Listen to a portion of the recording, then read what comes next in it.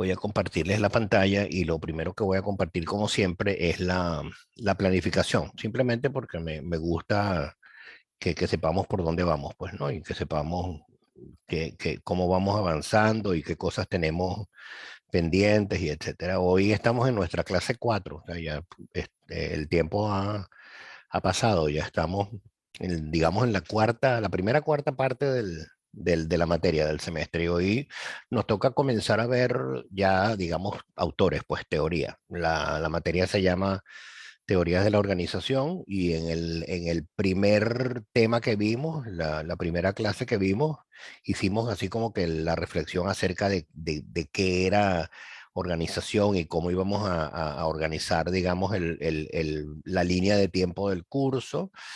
En la clase pasada hablamos de cómo surge la segunda revolución industrial o de cómo surgen las grandes industrias, las grandes organizaciones en la segunda revolución industrial, porque ese es digamos, el momento en el que, a partir del cual nosotros vamos digamos, a estudiar teoría de la organización, y ahora con la clase de hoy ya comenzamos propiamente a ver teorías de la organización y comenzamos entonces con la primera teoría o digamos el primero de los autores que habla y que define lo que es organización, que es Taylor. Vamos a comenzar hoy con la primera teoría o el primer autor, que es Taylor.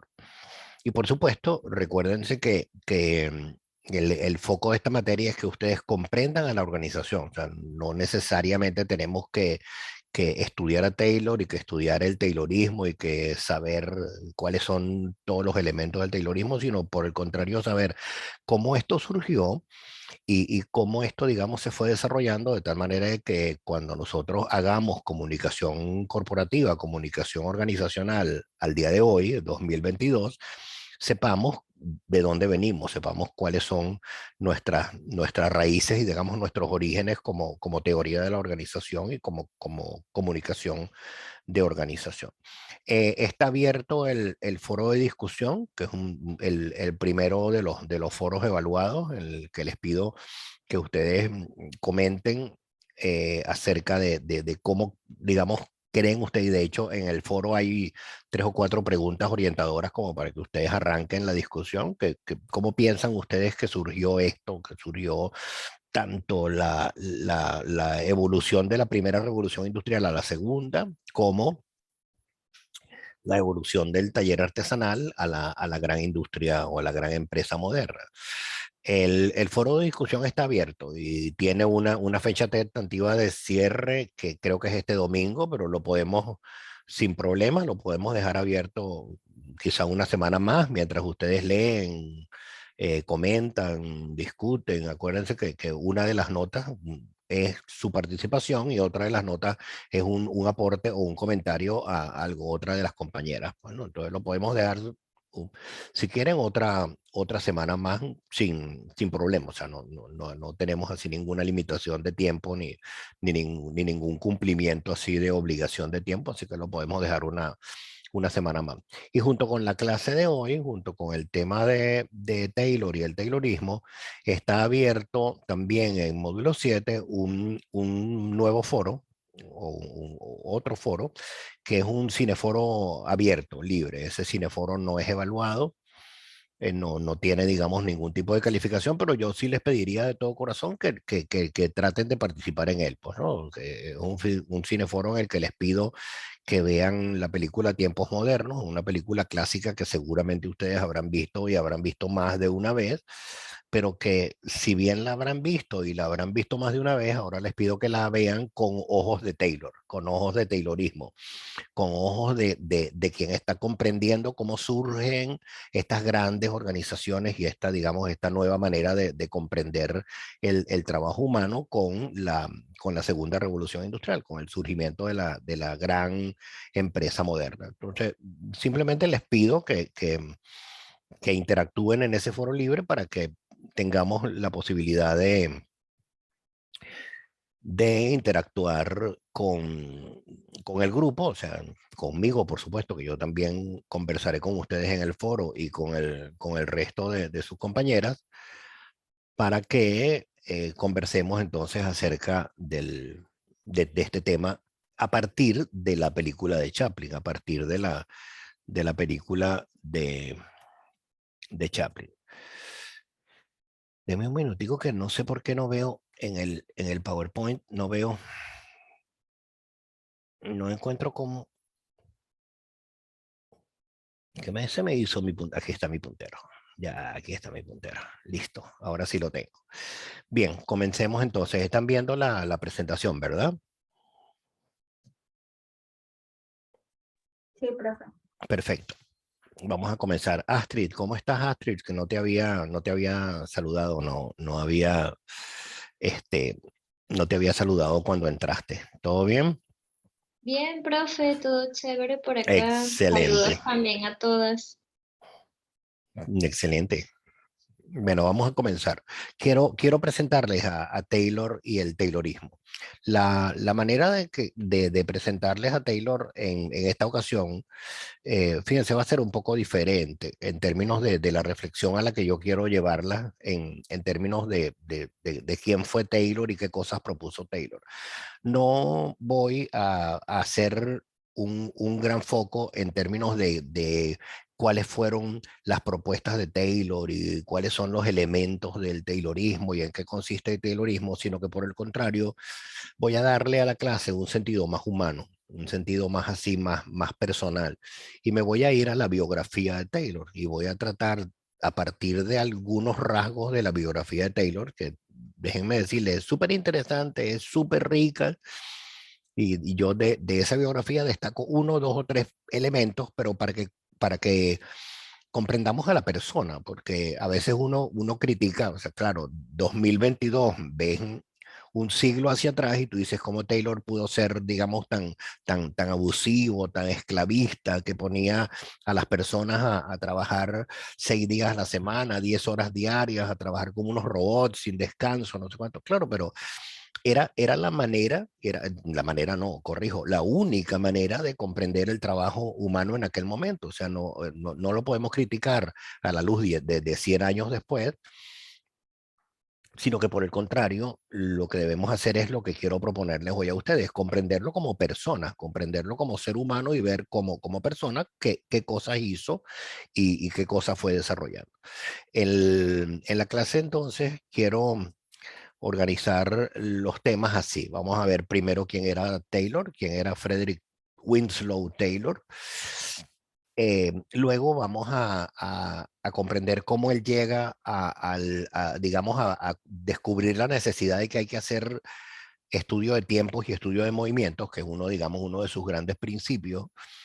Y a partir de ahí vamos entonces a tratar de comprender de qué manera él propuso la búsqueda de la eficiencia máxima en las organizaciones. Luego, de nuevo, en esta lógica de pensar en la persona y de tratar de comprender al individuo que era Taylor, en lugar de tratar de comprender y de aprenderse todos sus postulados, vamos a hacer una siguiente reflexión, que de qué manera se hizo conocido, o sea, cómo fue que Taylor se hizo Taylor. Si Taylor era un ingeniero X en una empresa metalúrgica, ¿cómo fue que se hizo conocido al punto de que Taylor es Taylor? Pues al punto de que Taylor es el papá, el padre, el iniciador, el origen, digamos, el alfa de la teoría de la organización. Y cuando nosotros pensamos en teoría de la organización digamos, y en modelos organizativos, tenemos necesariamente que comenzar por Taylor. ¿De qué manera se hizo el conocido? ¿Cómo llegó a ser quien fue en términos globales, en términos de, así, digamos, de que universalmente todo el mundo lo conociera y todo el mundo implantara sus propuestas? Luego de descubrir eso, vamos entonces ya a ver en detalle, así muy en concreto, cuáles fueron sus premisas, pues cuáles fueron su manera de pensar al trabajo humano en la organización.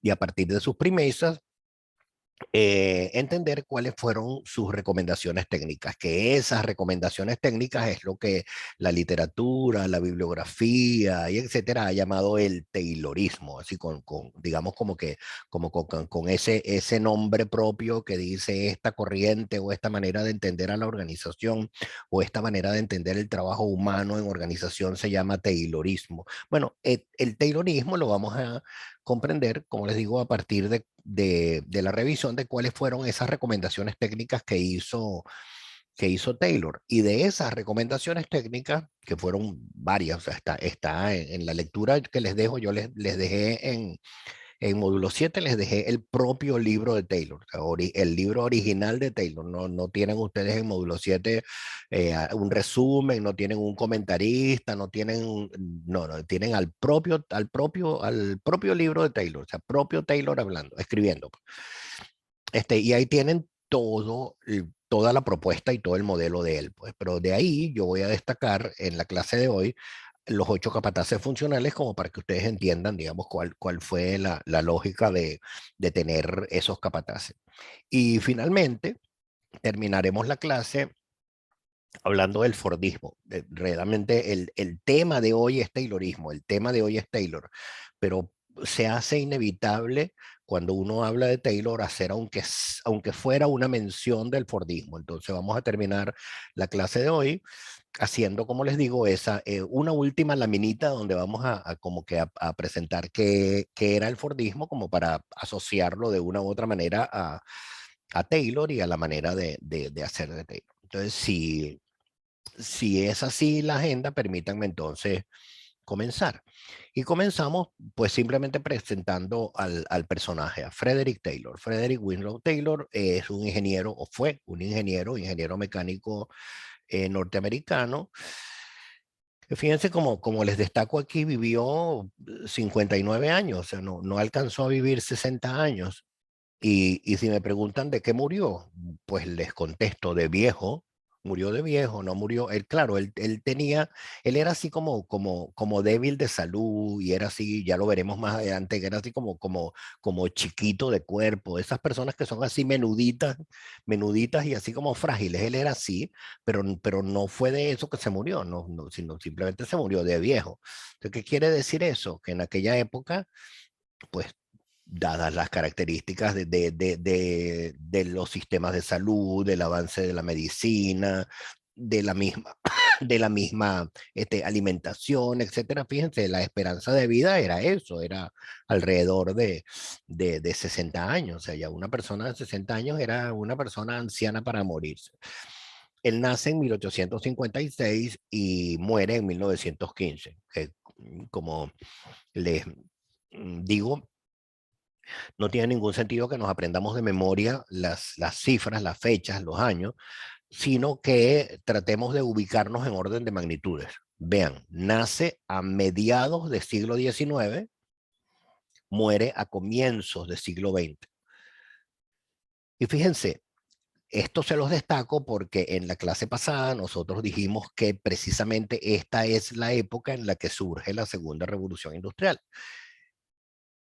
en la que surgen las grandes empresas de la segunda revolución industrial. O sea que la vida de Taylor, estos 59 años que transcurrieron desde mediados del siglo XIX hasta comienzos del siglo XX, esta vida de Taylor, él la vivió viendo el desarrollo de la industria moderna, viendo el desarrollo de la segunda revolución industrial. O sea, es lo que él vive. O sea, si te pones a ver qué vio Taylor de niño y qué cosas vio Taylor de hombre joven y de trabajador joven, bueno, una industria que está creciendo, una industria que está trabajando con producción en masa, que está trabajando a unas escalas muy grandes que no eran las escalas del viejo taller artesanal, como lo dijimos en la clase pasada también. Y bueno, Taylor se le conoce universalmente porque él es el padre, el papá, digamos como que el que propone esta corriente de la administración científica del trabajo. La palabra científica tiene que ver con el hecho de que él lleva todo digamos, a datos, a cifras concretas, a mediciones, etcétera.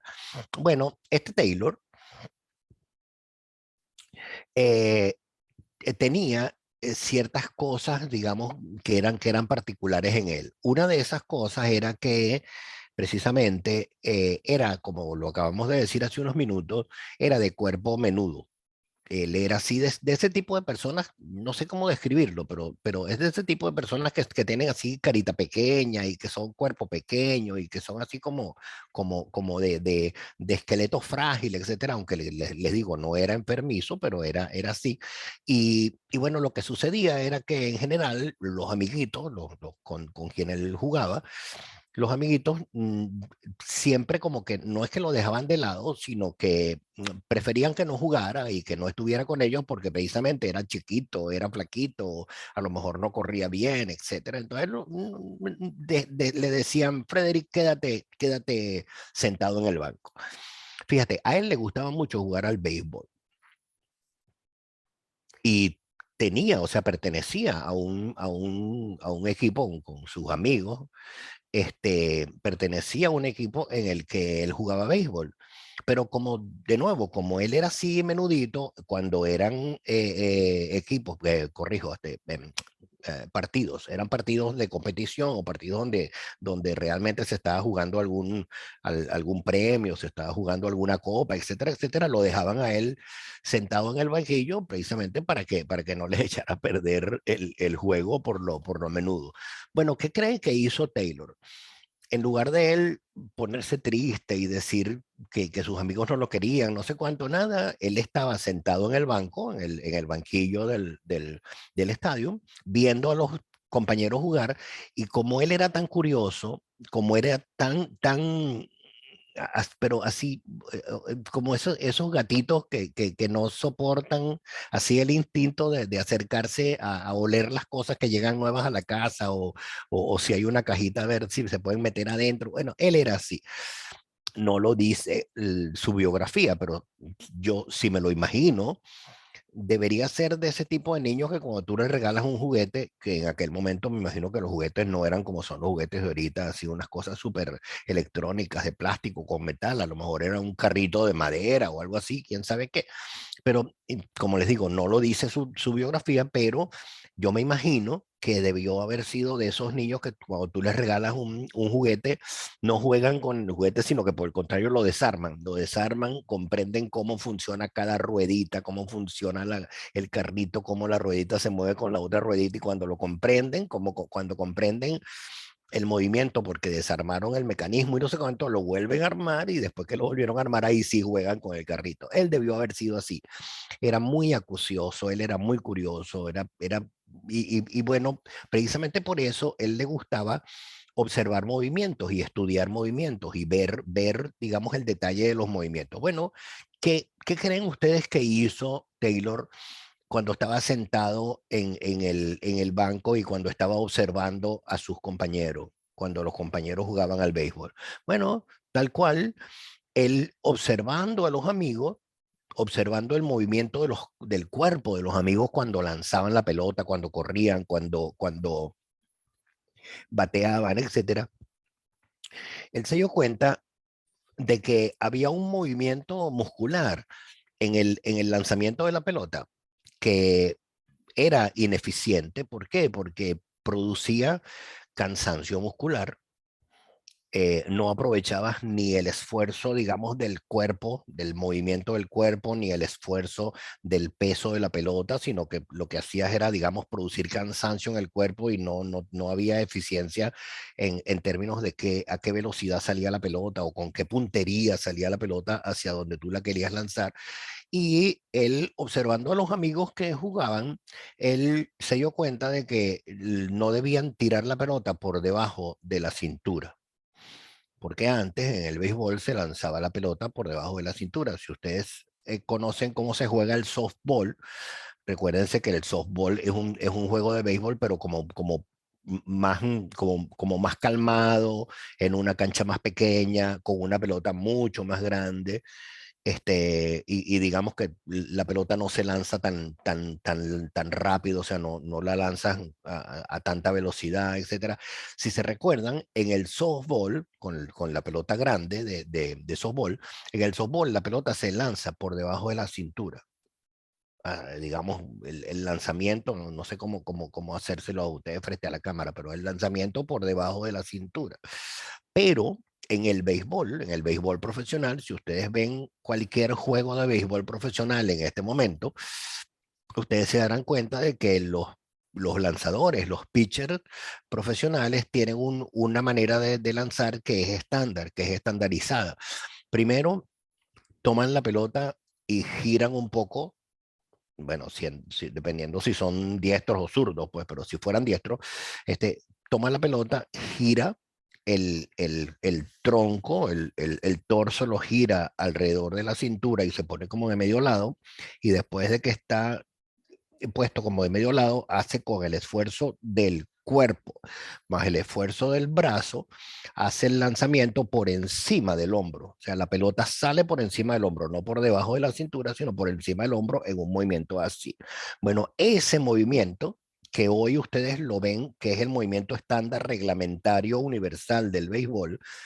Reglamentario quiere decir que si el pitcher no hace ese movimiento, es penalizado y pierde el juego. Pues, o sea, por el reglamento es el único movimiento, es el movimiento permitido. Bueno, les comento, ese movimiento lo propuso Taylor. Observando a los amigos, vio que era mucho más eficiente, como les digo, para la velocidad de la pelota, para la puntería de quien está lanzando la pelota, etcétera. Él descubrió que era como mucho más eficiente ese juego o ese lanzamiento por encima del hombro, y lo propuso. Y fíjense, eso que parece un detalle menor, esto es parte de la característica de la persona. Por eso les digo, no necesariamente quisiera ver con ustedes en qué consiste el Taylorismo, sino tratar de entender el sentido humano de la persona para entender por qué hizo lo que hizo y por qué pensó lo que pensó. Pues, y bueno, fíjense, aquí lo tienen, es un tipo absolutamente detallista, absolutamente curioso, buscando estudiar movimientos, buscando ver cómo mejorar el movimiento humano, además, o sea, movimiento de brazos, de tronco, de cuerpo, para lograr este lanzamiento de la pelota, que como les digo, para sorpresa de ustedes, es el movimiento que hoy se acepta como reglamentario en cualquier juego profesional de béisbol en el mundo. Resulta que Taylor, ya cuando era más grande, ya era joven, pues empezó a estudiar Derecho. Y empezó a estudiar Derecho en la mejor universidad, en la mejor facultad de Derecho de la mejor universidad de Estados Unidos. Estudió Derecho en Harvard. Y él, digamos, tenía como mucho apego por las leyes, por el derecho, de nuevo, así como por tratar de tener así una mente estructurada, no, normada, normatizada, a leyes, a cosas que organizaran la vida y que organizaran la conducta humana. Y era muy buen estudiante universitario, estudiante de derecho, de leyes, pero comenzó a sufrir de la vista. Empezó a sufrir de la vista, lo que en aquel momento quién sabe qué sería, pero hoy a lo mejor sería alguna miopía, quién sabe, pues no, algún astigmatismo que se cura con lentes, o que quién sabe, pues no, porque no era digamos, como las personas de edad madura que ya tienen que alejarse las cosas para poder leer. Lo que llaman presbicia. No era presbicia, era, digamos, quién sabe, algún otro malestar de la vista. Bueno, los médicos le recomendaron que dejara los estudios. Le dijeron, si estás sufriendo de la vista es porque lees mucho, y la solución para tus dolores en la vista y para tus problemas en la vista, la solución es que dejes de estudiar. Y entonces, bueno, fíjate, le recomendaron eso, le recomendaron que dejara de estudiar, y por recomendación médica, él dejó los estudios de derecho, de abogado, y no fue abogado. Pero ustedes se imaginarán qué va a hacer Taylor, un tipo que ya estamos conociendo y que ya estamos viendo que es un tipo que debió haber sido inquieto, debió haber sido así todo el tiempo buscando qué hacer, y además manual, pues, o sea, qué hacer con las manos, como les digo, o sea, desarmar algo, hacer mecánica, o sea, con la manera como debió ser y la manera como lo pintan sus biógrafos, por supuesto. Es evidente que no se quedó callado, pues no se quedó quieto cuando los médicos le dijeron que dejara el derecho.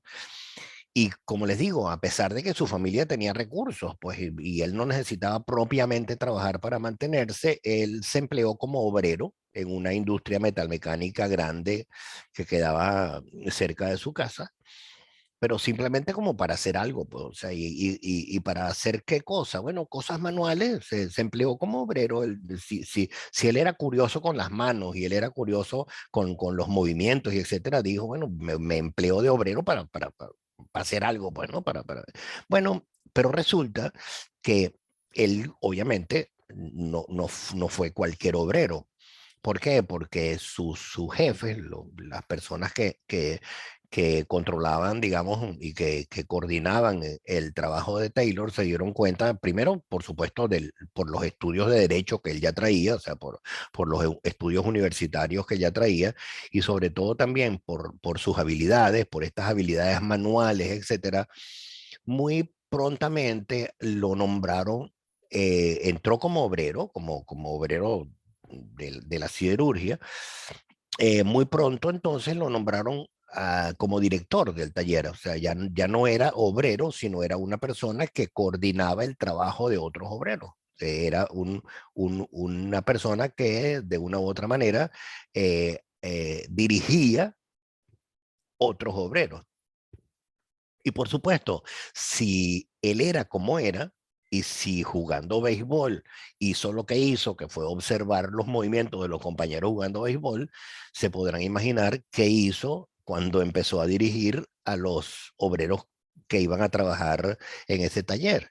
Pues obvio, empezó a observar a los obreros y empezó a observar el movimiento de los obreros y empezó a darse cuenta de que los obreros, así como llegó a la conclusión a la que llegó cuando veía a sus compañeritos, a sus amiguitos jugando el béisbol, también descubrió que los obreros perdían tiempo, ¿cómo se diría la palabra? Se agotaban, se cansaban físicamente porque los movimientos que hacían, a lo mejor para agarrar una herramienta pesada o para mover de un lugar a otro un trozo de metal, un trozo de hierro, o porque tenían a lo mejor que aplicar fuerza muscular para hacer alguna tarea en la metalúrgica, en esa empresa metalmecánica. Él se dio cuenta de que ese trabajo que realizaban los obreros era un trabajo ineficiente, que los obreros innecesariamente se cansaban, que los obreros innecesariamente eran lentos. Obvio, eran lentos porque se cansaban, pues. ¿Y se cansaban por qué? Porque precisamente porque no estaban haciendo los movimientos adecuados, sino que estaban haciendo los movimientos que por el contrario conducían a que los músculos estuvieran cansados. Bueno, una vez que él observó ese trabajo de sus obreros, eh, propuso el estudio de tiempos y movimientos. Esta lámina que tenemos en este momento proyectada es uno de los pilares centrales de Taylor y del Taylorismo, el estudio de tiempos y movimientos. Bueno, de ahí, de esa observación, es de donde sale la idea o surge la idea de que el trabajo hay que descomponerlo. Por eso es que hablamos de estudio de movimientos.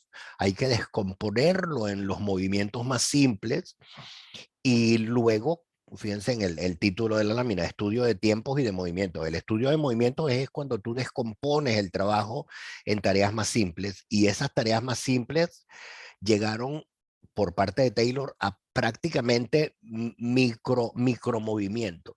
O sea, él llegó a unos niveles de detalle, pero asombrosos en términos de su observación de tiempos y movimientos. Entonces, además de estudiar los movimientos, estudiar los tiempos. O sea, una vez que has descompuesto la tarea en una tarea más simple, cronometrar rigurosamente cuánto se tarda, o sea, cuánto tiempo consume cada una de esas tareas más simples.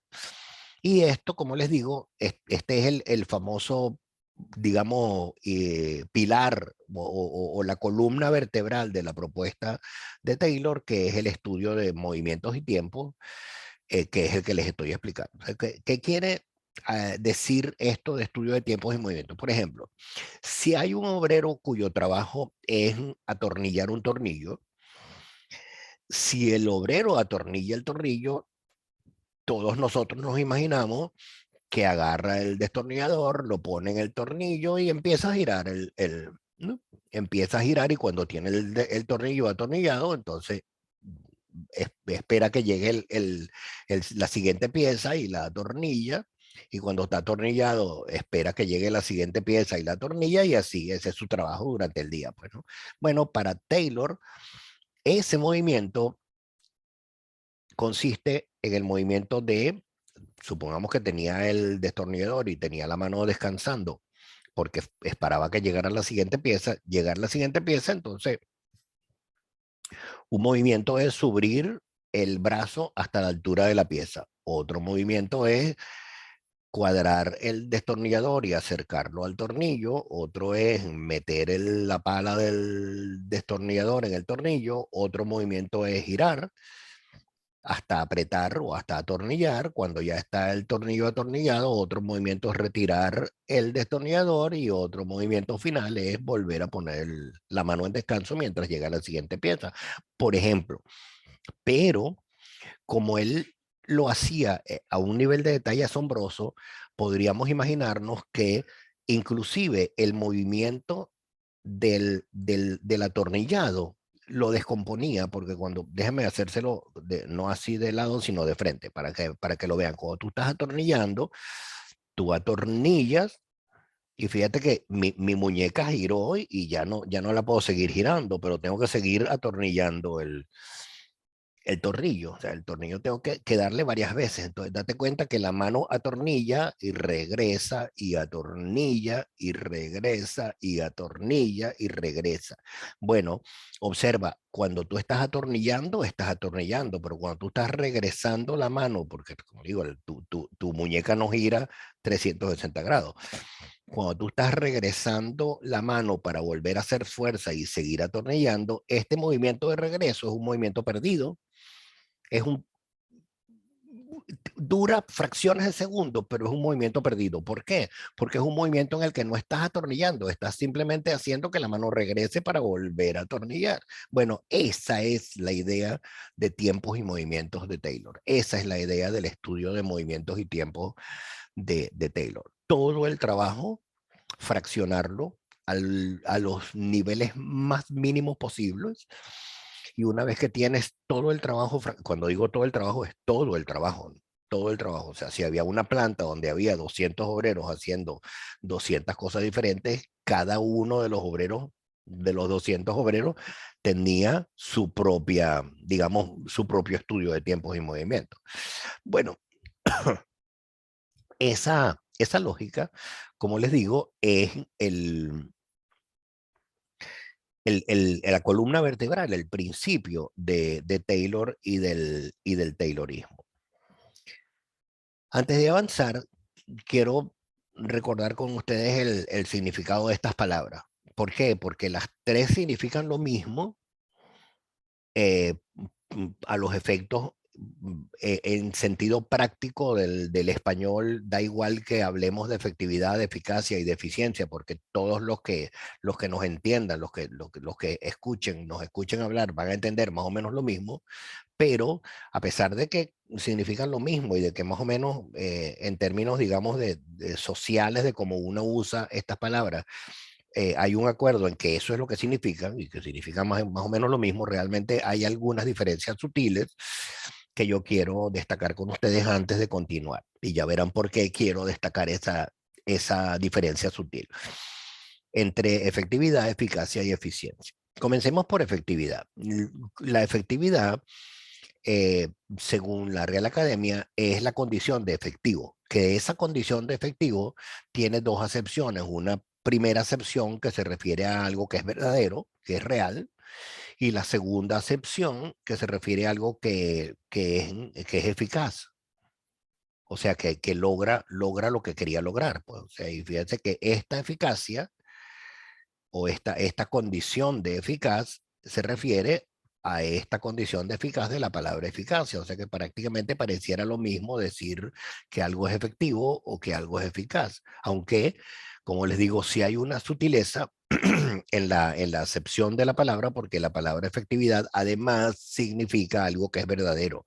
Por ejemplo, si yo pregunto, en este momento estamos en clase de teoría de la organización, vamos a contestar y vamos a decir, efectivamente estamos en clase de teoría de la organización. ¿Por qué? Porque es algo que es real, está ocurriendo en este momento. Es verdad que estamos en clase de teoría de la organización. O sea que podemos decir efectivamente, porque es algo que tiene esta condición de verdad, de verdadero. Pero también, como les digo, la palabra efectivo tiene la mención a este logro de una meta. Y este logro de una meta o esta eficacia es, si la entendemos en la segunda acepción, ya no en la acepción de efectividad, sino como la palabra eficacia, cuando uno habla de eficacia, realmente aquí hay una diferencia con respecto a efectividad, porque como te digo, la efectividad es la capacidad de que algo se logre, pues, ¿no?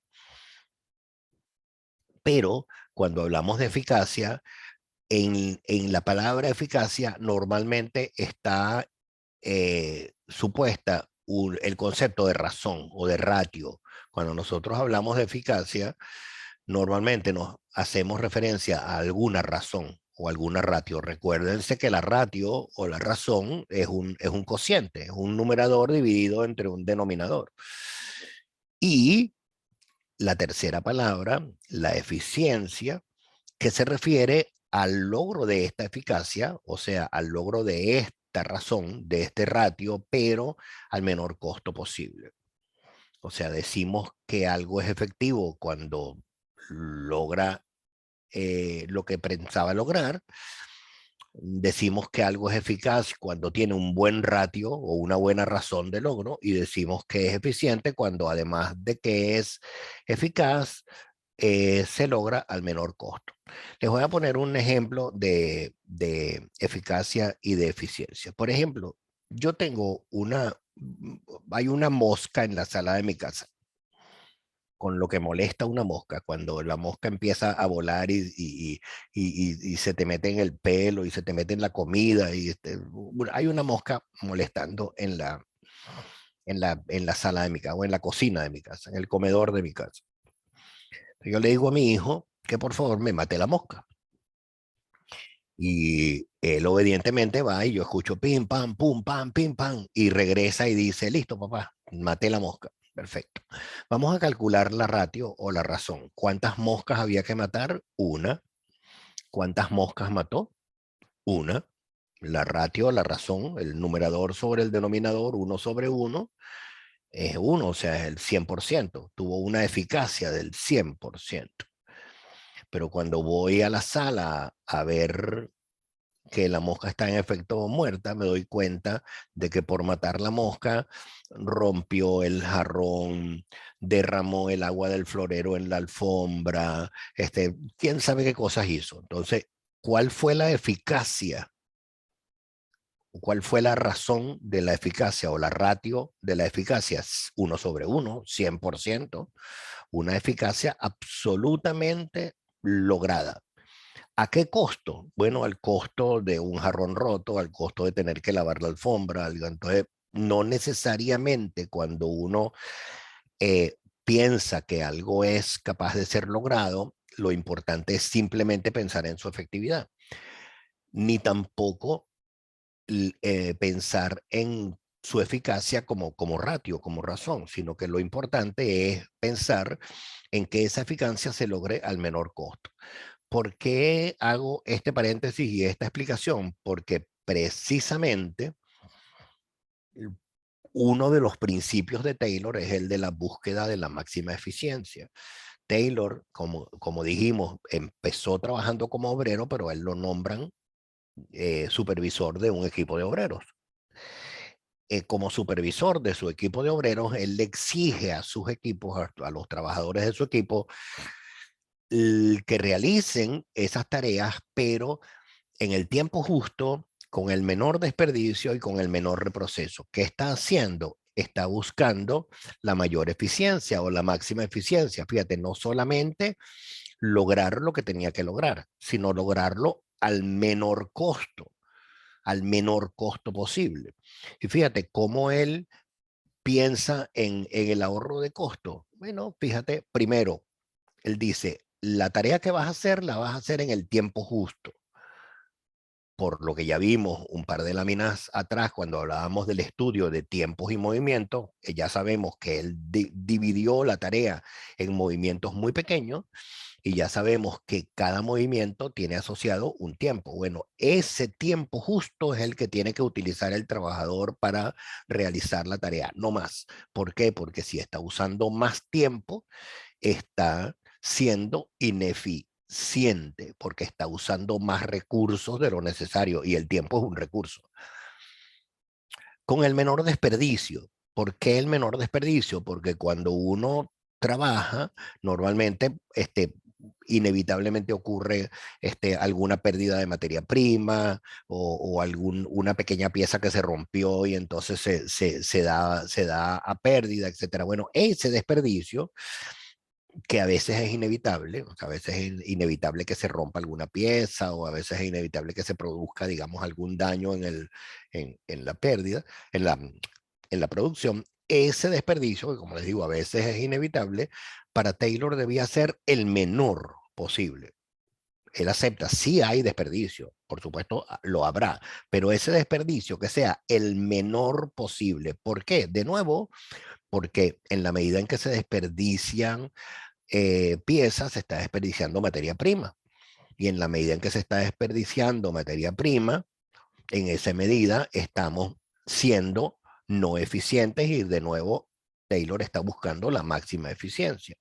Y en tercer lugar, el menor reproceso.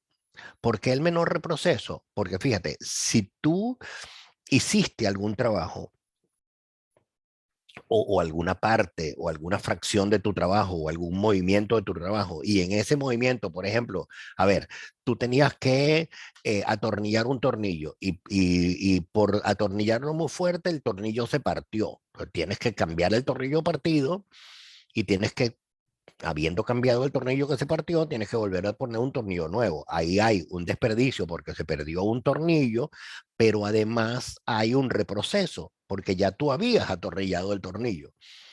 Solo que por hacerlo mal el tornillo se parte, entonces tienes que rehacer el trabajo, tienes que reprocesar el trabajo, que ese reproceso, si ustedes se dan cuenta, implica consumo de tiempo, porque tienes que volver a hacer lo que ya habías hecho, y tienes que hacer desperdicio porque al reprocesar pierdes lo que habías procesado inicialmente. Bueno, esta exigencia de Taylor es el principio de la máxima eficiencia, que junto con el estudio de tiempos y movimientos explica toda la manera de ser de Taylor, toda la manera esa de ser, digamos, en la que él estudia cada movimiento, en la que él propone que el movimiento de los trabajadores sea casi un movimiento de robot, así, repitiendo siempre de manera estandarizada el mismo movimiento, en el mismo tiempo, con los mismos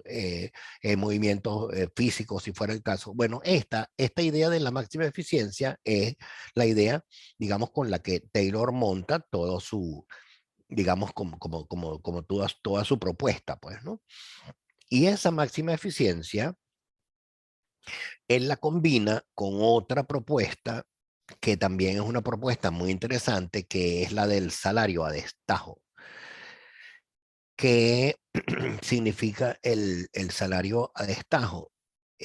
Significa que Taylor dice que para producir, a ver, para producir, no es correcta la palabra, digamos, para fomentar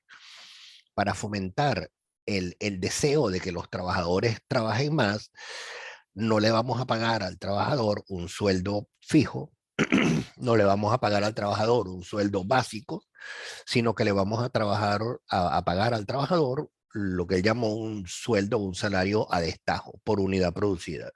¿Eso qué quiere decir? Que si el obrero producía 5, yo le pagaba por 5. Pero si producía por 6, yo le pagaba por 6. Entonces, esa lógica de pagar a destajo, de pagar por unidad producida, decía Taylor, funcionaba como incentivo para que además se aumentara la productividad del trabajo. Entonces, fíjate qué lógica, que cuando uno la ve 100 años después, es una lógica realmente que puede ser perversa, pues, ¿no? Poner al trabajador a trabajar más y más y más y más y más y más y más. ¿Por qué? Porque Taylor supone que ese pago a destajo funciona como incentivo para que el trabajador quiera producir más y más y más y más, porque si produce más y más, cobra más y más porque gana por cada unidad más que produjo, pero a la vez controlando tiempo, a la vez controlando movimientos, a la vez controlando desperdicios, a la vez controlando retrabajo, controlando reprocesos, etcétera, etcétera.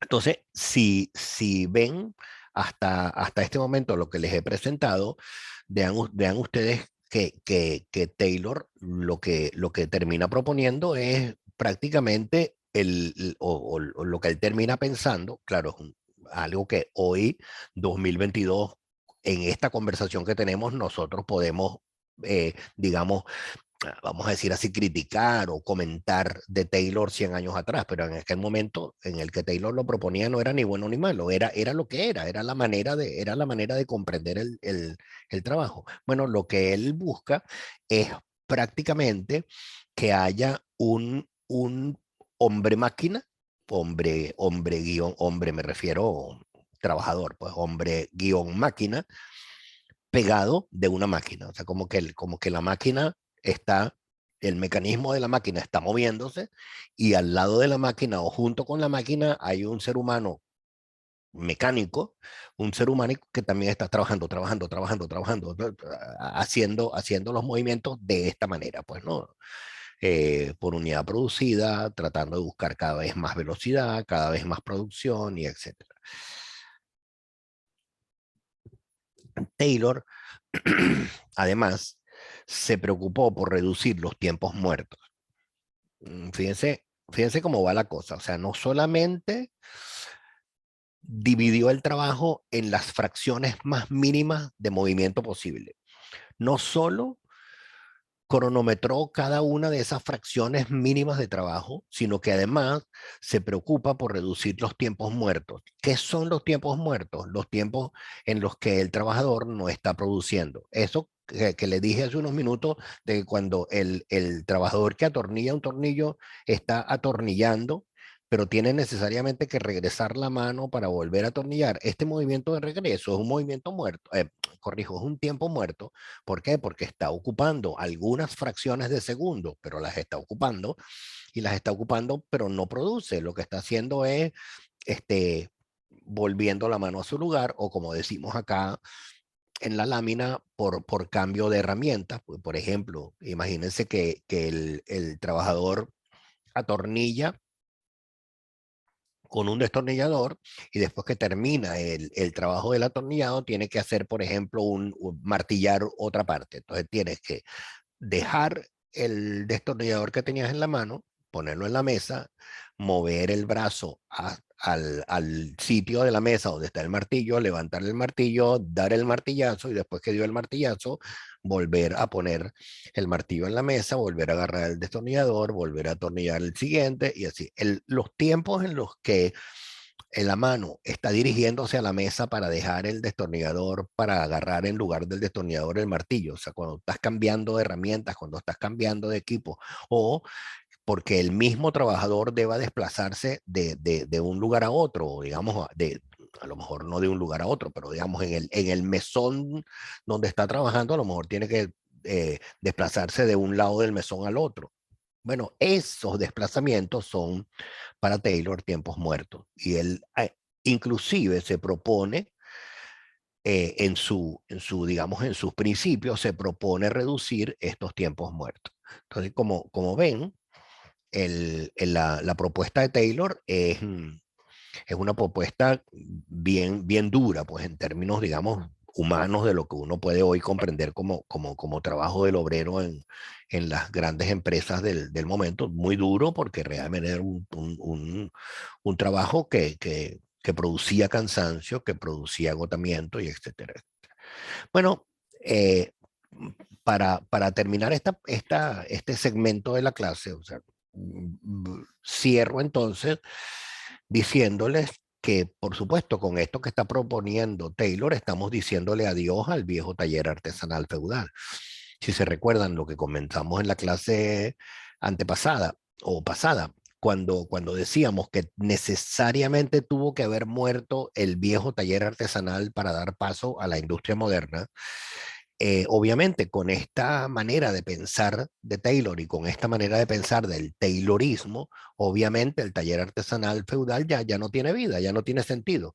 Como decimos aquí en este primer párrafo, la tradición se sustituye por la planificación. Recuerden ustedes en el taller artesanal cómo se transmitía el conocimiento del taller artesanal. Por tradición, recuérdense, el maestro artesano tenía trabajando con él al aprendiz de artesano, que era su hijo mayor, siempre, muy frecuentemente el mayor de los varones. Pero tú te preguntas, ajá, ¿y ese maestro artesano a su vez cómo empezó? ¿Cómo aprendió? Bueno, aprendió porque su papá se lo enseñó y a su papá se lo enseñó su abuelo. Entonces, cuando tú piensas cómo se planificaba en el taller feudal, en el taller artesanal, cómo se planificaban el trabajo, pues, y los movimientos, y lo que había que hacer, y lo que había que producir, y cómo se producía. Se planificaba por tradición, se planificaba porque así me lo dijo mi papá, que se lo dijo mi abuelo, que se lo dijo mi bisabuelo. Esa tradición se sustituye por una planificación estricta en estos talleres de producción industrial de la gran organización de la Segunda Revolución Industrial. ¿Cuál es esa planificación estricta? Bueno, la que estamos viendo con las propuestas de Taylor. Cuando tú estás planificando en el trabajo del obrero, estás planificando hasta qué movimiento mínimo tiene que hacer con la mano y estás cronometrando cuántos segundos o fracciones de segundo se va a tardar ese pequeño movimiento con la mano. Está, estás haciendo una planificación estricta de todo el trabajo. Y como les digo, no es solamente de un trabajador, es de todos los trabajadores de la empresa. O sea que realmente el trabajo se planifica y se diseña, pero de una manera rigurosa, de una manera estricta. Y por eso decimos entonces que el control del trabajo y la decisión de todo, pues de estándares de productividad, de cantidad, de manera de trabajar, pasa del maestro artesano a los directivos de la empresa, porque quienes deciden esta manera taylorista de trabajar no son los empleados.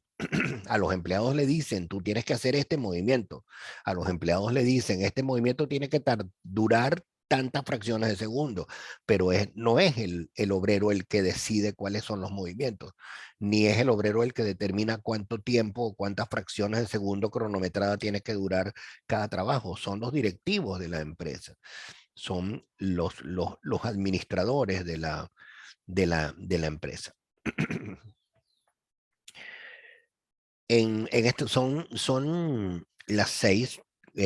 La clase continúa, pero en este momento me gustaría hacer una pequeña pausa como para escuchar de ustedes algún comentario o alguna palabra acerca de cómo vamos, cómo entienden a Taylor o cómo les parece, digamos, la situación de Taylor dentro del surgimiento de la empresa industrial, etcétera. Sé que la manera de enseñar, esta manera que estoy haciendo con ustedes de enseñar a Taylor es poco convencional, porque normalmente a uno le hablan de Taylor y le dicen Taylor propuso esto y esto, pero entenderlo desde el punto de vista humano y desde el punto de vista digamos, de cómo pensaba y de cómo actuaba, ayuda mucho más a entender la lógica. Entonces me gustaría en unos 5 minutitos escuchar su sus opiniones o digamos qué pensamientos les genera esta primera parte que les estoy presentando o que pueden concluir o que digamos qué sentimientos le genera, le genera sentimientos de rechazo, le genera sentimientos de, no sé, pero Pedí, Sí, pedí, profe. hola Astrid, Hola, profe. pedí conversar y como que se asustaron porque se fue Valesca y se fue. Puede ser la conexión. Se asustaron, se asustaron porque se fue Valesca. Se fueron. Ay, Dios mío. No, bueno, no sé, cuéntame tú cómo, porque esto, de hecho, cuando uno lo ve así, esto genera, genera animosidad, pues, o sea, no, genera animosidad en términos de ver cómo se llevó el trabajo a estos niveles así como que de planificación tan absoluta, pues, ¿no?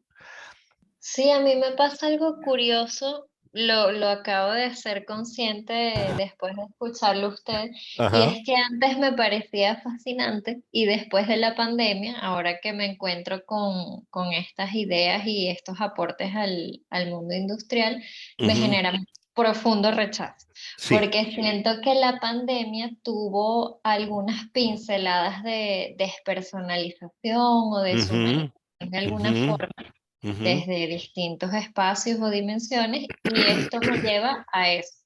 Pero me parece pues de alguna forma gracioso, Ajá. jocoso, Ujú. que antes me fascinaba y ahora pues me genera un profundo Sí, rechazo, sí, tal cual. sí, sí. Lo que me gusta de alguna forma es conectar también el Taylorismo con lo que ahora está en boga, pero con otro nombre, que es la gestión del conocimiento, con Ajá. esta contraposición de la Ujú. artesanía y más Ajá. bien la acumulación y la Ujú. sistematización de las Ujú.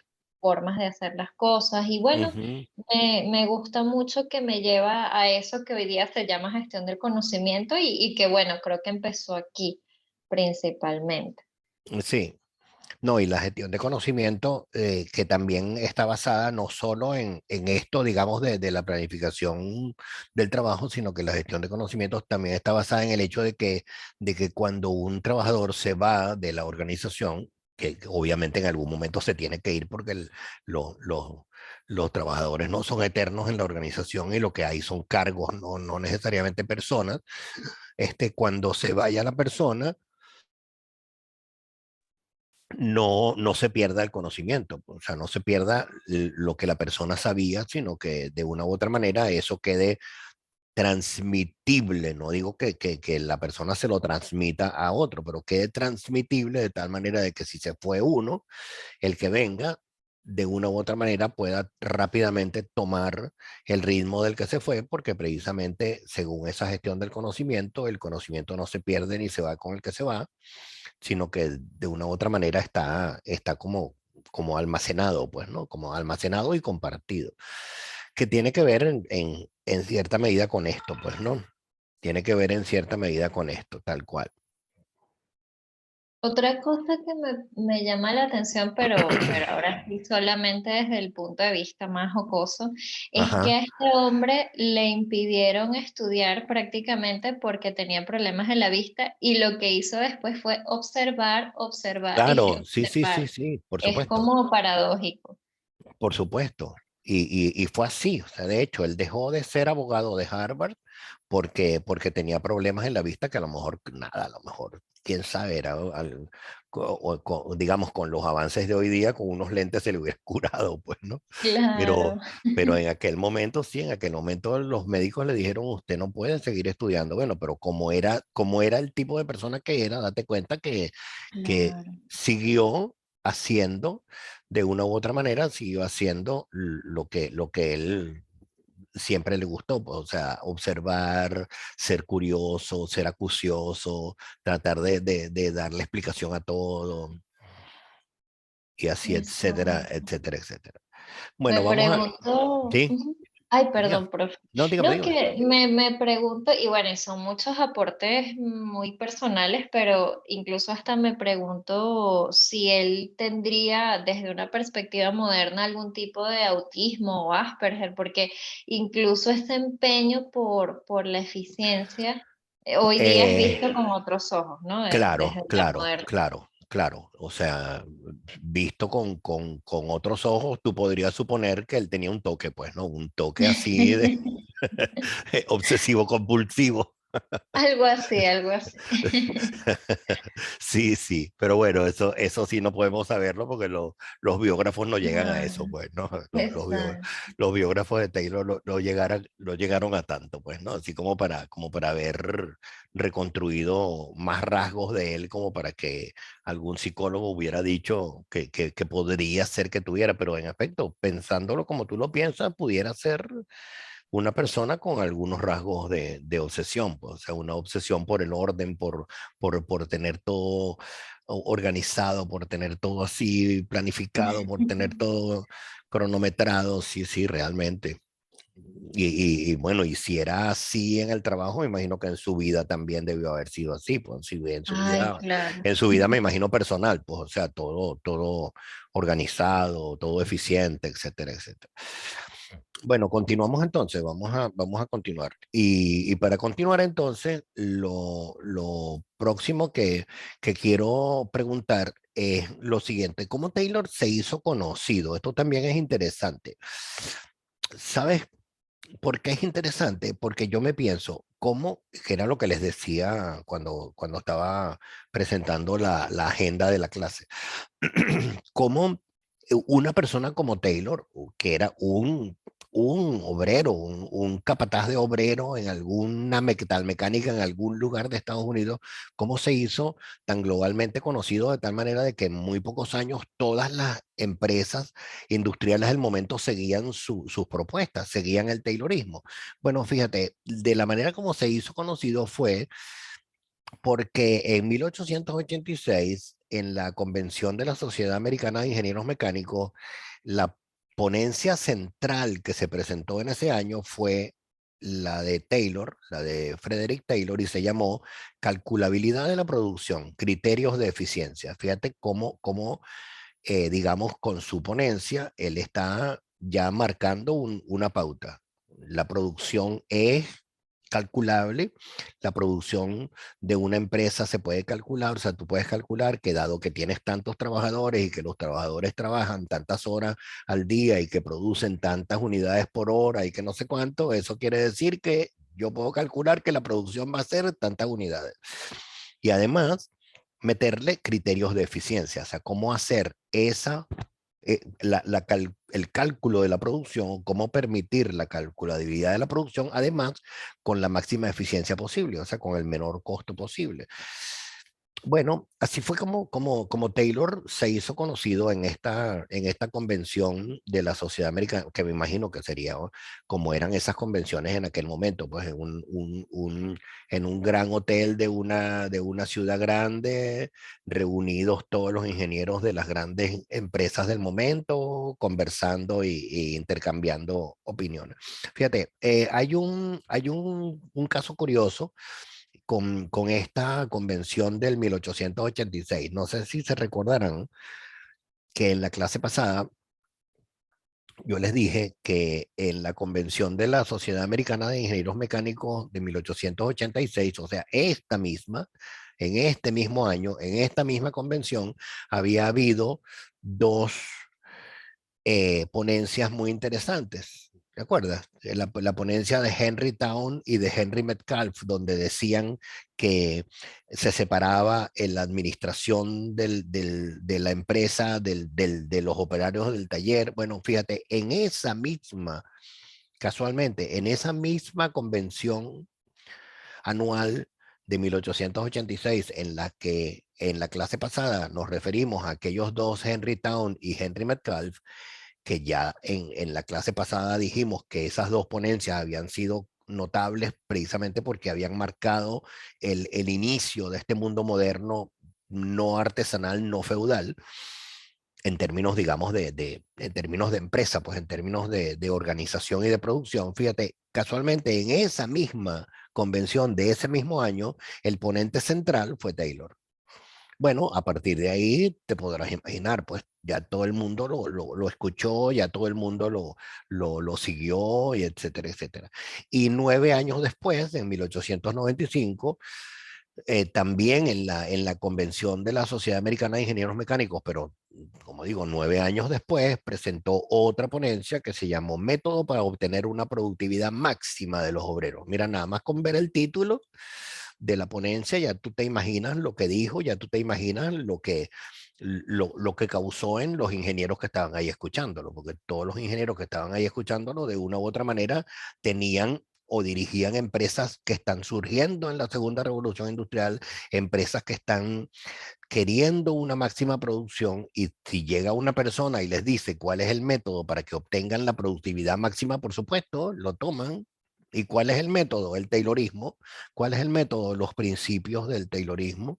¿Cuál es el método? Esta propuesta del Taylorismo. Bueno, entonces, ¿cómo Taylor se hizo conocido? Así se hizo conocido con estas presentaciones que hizo, con estas ponencias que hizo en esta convención de, que, como digo, una convención notable, la de 1886, porque como que marcó un hito bien particular en términos, digamos, del desarrollo de esta teoría. La última lámina que quiero presentar, y hacemos una pequeña pausita, eh, es la siguiente. ¿Por qué pausa? Porque a partir de esta siguiente lámina que vamos a comenzar, que vamos a conversar, a partir de esta, las siguientes ya están proponiendo, digamos, lo que es el Taylorismo, lo que es el contenido del Taylorismo. Entonces no quiero entrar al contenido del Taylorismo sin antes hacer una pequeñita pausa. Entonces fíjate, eh, pregunto, ¿cuándo Taylor se hizo ingeniero? Porque si se recordarán, cuando en la primera lámina yo les presenté al personaje, le dije que era ingeniero mecánico. Y luego les dije que había estudiado derecho, pero que no se había graduado de abogado. En algún momento ustedes podrán preguntarse, bueno, ¿y cómo era que era ingeniero? ¿En qué momento se hizo ingeniero? Bueno, como ya lo conocemos y como sabemos que él era inquieto y que no se iba a quedar tranquilo, él se hizo ingeniero asistiendo a cursos nocturnos. O sea, trabajaba de día como obrero, luego trabajaba de día como director de un taller, pero igualmente estudió para ingeniero asistiendo a cursos nocturnos, se graduó de ingeniero, y ya como ingeniero, o sea, titulado, graduado como ingeniero, ya no era, fíjate, ya no era obrero, y ya no era capataz de obreros, sino que ya era ingeniero jefe. O sea, lo ascendieron a un cargo de ingeniero supervisor, de ingeniero jefe en una gran compañía siderúrgica. Y por supuesto, aquí sí, o sea, si como obrero tenía digamos, a ver, las inquietudes que tenía, y como capataz de obrero comenzó a observar el movimiento de sus compañeros, no sé cuánto, aquí sí, allá como ingeniero jefe, como responsable ingeniero jefe de la compañía siderúrgica, aquí sí, entonces obviamente desarrolló todos sus métodos, todas sus innovaciones, todas sus propuestas, las desarrolló ya como ingeniero. Entonces, en la siguiente parte de la clase, en las siguientes láminas de aquí en adelante, entonces vamos a ver, como digo, cuáles fueron esas propuestas, o sea, cuáles fueron, digamos, las premisas, y cuáles fueron las propuestas que forman digamos, a la teoría de organización de Taylor y lo que se conoce como Taylorismo. Pero si quieren, entonces vamos a hacer, son las 6:15. 6:15, 7:15 en Chile, 6:15. Vamos entonces a hacer unos 10 minutitos de pausa, y nos vemos a las 25, ¿me parece? Y entonces aprovechamos, voy a pausar la grabación mientras tanto, y aprovechamos de verificar eh, por si tienes contacto por WhatsApp, a verificar si fue que las chicas se quedaron sin luz o algo así. Astrid, ¿te Ah, parece? sí, ya les voy a consultar, profe. Claro, bueno, entonces hacemos unos 10 minutitos de pausa y nos vemos a las 25. Perfecto, profe, Dale gracias. pues, dale. Entonces, como dijimos, vamos a partir de la siguiente lámina, ya habiendo conversado acerca de cómo fue que Taylor se hizo ingeniero y cómo entonces desarrolló su trabajo como ingeniero, vamos ahora sí a presentar, y habiendo conocido pues a Taylor como persona, vamos ahora sí a eh, comprender a Taylor y al Taylorismo. Y vamos en principio a ver cuáles fueron las premisas de Taylor. Recuérdense que cuando uno habla de una premisa es como una base, una afirmación o algo que se da como por cierto, que sirve de base a una conclusión o a un razonamiento. Aquí les pongo un ejemplo. Si por ejemplo, yo tengo una primera premisa que dice, yo compro una prensa el día domingo, eso quiere decir que yo no compro la prensa de lunes a sábado, pero la compro el día domingo. Y tengo otra premisa que dice que yo estoy leyendo la prensa del día, o sea, estoy leyendo hoy la prensa de hoy y yo compro la prensa los domingos. El razonamiento que puedo hacer en función de estas dos premisas o la conclusión que puedo sacar en función de estas dos premisas es que hoy es domingo. Entonces, en función de eso, veamos cuáles son las premisas, cuáles son las afirmaciones sobre las cuales se monta Taylor o Taylor basa su estudio para entonces llegar a sus conclusiones o a sus propuestas. Entonces, ¿cuáles son esas premisas de Taylor? La premisa central de Taylor es que el obrero es un flojo. En general, el trabajador en la gran organización industrial moderna es flojo, es holgazán. Esa es su premisa. Entonces, suponiendo que, y dando por cierto, además, cuando uno trabaja con premisas, tú las premisas no las pones en duda. Y sobre esas premisas que no están puestas en duda es que tú haces entonces tus conclusiones. Bueno, él no pone en duda que el obrero es holgazán. Eso no está en duda. El obrero es un flojo. Luego, siguiente premisa, dice Taylor, esa flojera, esa holgazanería del obrero hace que el trabajo de las personas, o sea, el trabajo humano en la empresa sea ineficiente y sea torpe. O sea, él dice, primero, el trabajador es flojo, holgazán. Segundo, esa flojura, esa flojera y esa holgazanería hace que su trabajo, el trabajo de ese obrero, sea ineficiente. Acabamos de decir que algo es eficiente cuando se logra al menor costo. Entonces, cuando estamos diciendo que el trabajo es ineficiente, ya vemos porque se está logrando el trabajo, pero algún costo extra está teniendo. O sea, está ocupando más tiempo, está ocupando más recursos, está ocupando más materia prima, etcétera. Y continúan las premisas, entonces dice, esa ineficiencia y esa torpeza del trabajo humano, del obrero, produce derroches y produce desperdicios en la industria. Claro, al ser ineficiente produce unos gastos y produce unos costos que la industria se podría ahorrar. Entonces, esas son las grandes premisas. O sea, primero, el hombre es flojo. Segundo, esa flojera hace que cuando trabaje, trabaje de manera ineficiente. Y tercero, cuando se producen esas ineficiencias como premisa producen costos y producen derroches a la empresa.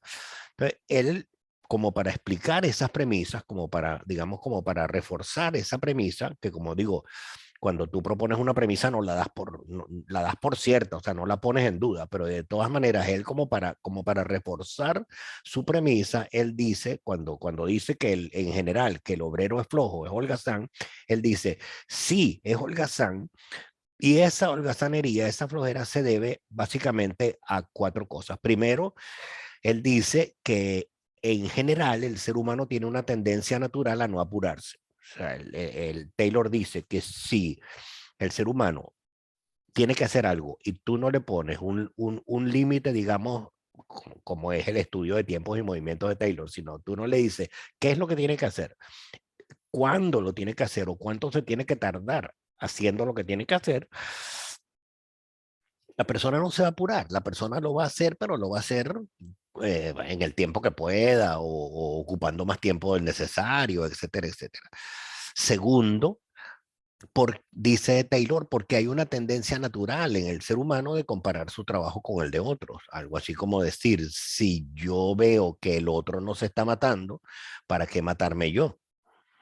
O sea, si el otro no se está apurando, si el otro no se está matando, que digamos es es la primera de las razones. O sea, hay una tendencia a no apurarse, a una tendencia a no hacerlo rápido. Bueno, y si el otro no se está apurando y si el otro no lo está haciendo rápido, ¿para qué lo voy a hacer yo? En tercer lugar, la tercera explicación que da Taylor es que hay métodos ineficientes. A esos métodos ineficientes es que Taylor propone entonces en contrapartida el estudio de tiempos y movimientos. Para hacer eficientes los métodos de trabajo, vamos entonces a proponer el estudio de tiempos y el estudio de movimientos. Vamos entonces a tener un método de trabajo que nos divida el trabajo, nos divida los movimientos del trabajo y que nos haga cronometrados los movimientos del trabajo de tal manera de que esos métodos se conviertan en métodos más eficientes, que ahorren costos, que ahorren desperdicio. Y el cuarto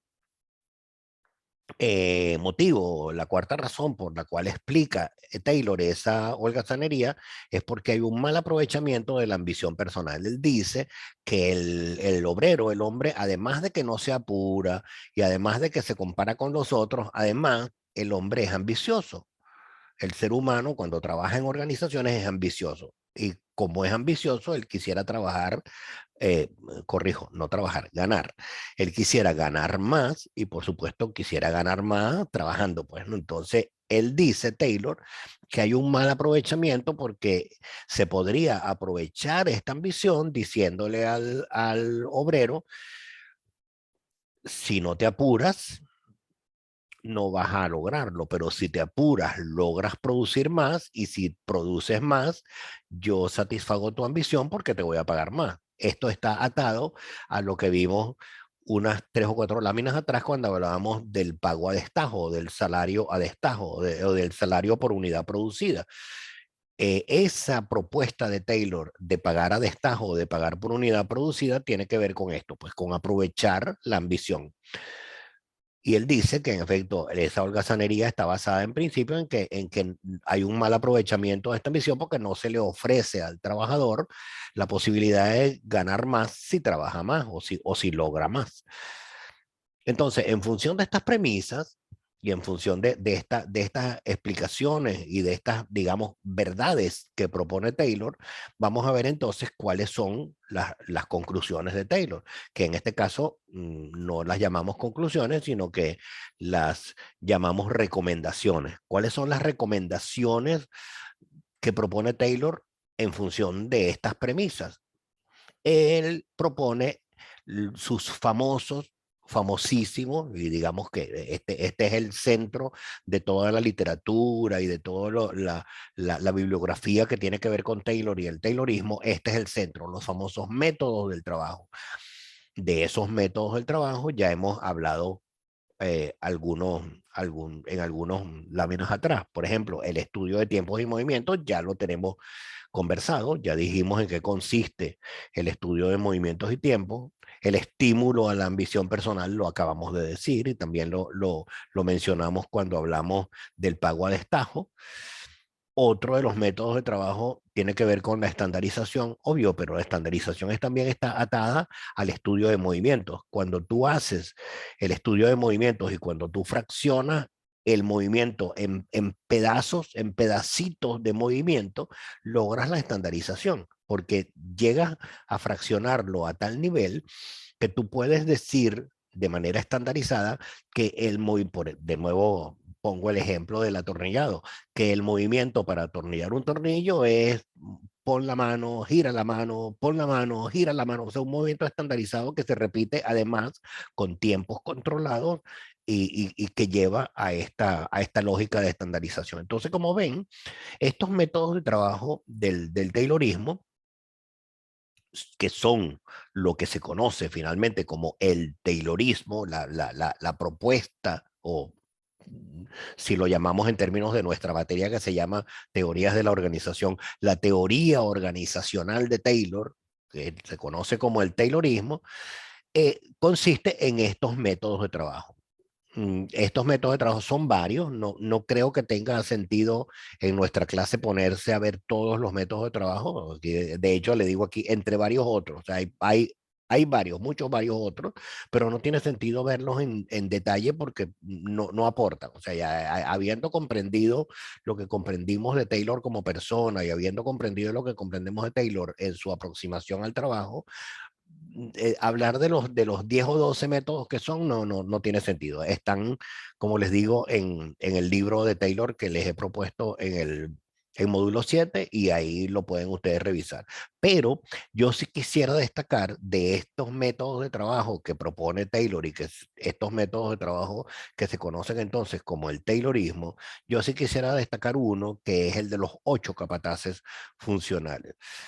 Los 8 capataces funcionales que tienen una manera de entenderse muy particularmente. Un par de láminas más adelante vamos a ver cuáles son los 8 capataces, pero en todo caso, permítanme, antes de presentárselos en detalle, los 8, permítanme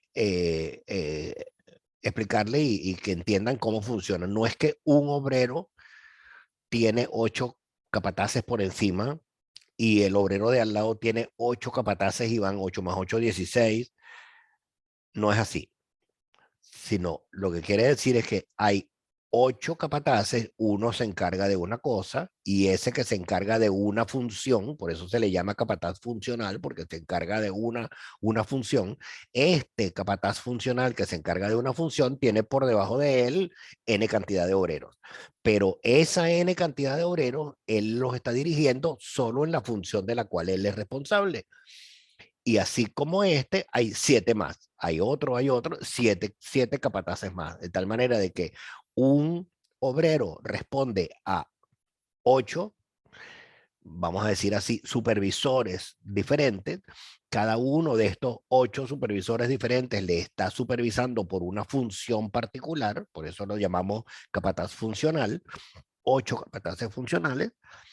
Cada obrero responde a 8, pero cada uno de los 8 tiene por debajo de sí un grupo de 15, 20, 30 obreros. Pues, okay, no, lo aclaro para que no piensen que un obrero tiene 8, más otro obrero tiene 8 y llevo 36, más otro obrero tiene 8 y llevo 32. No es así.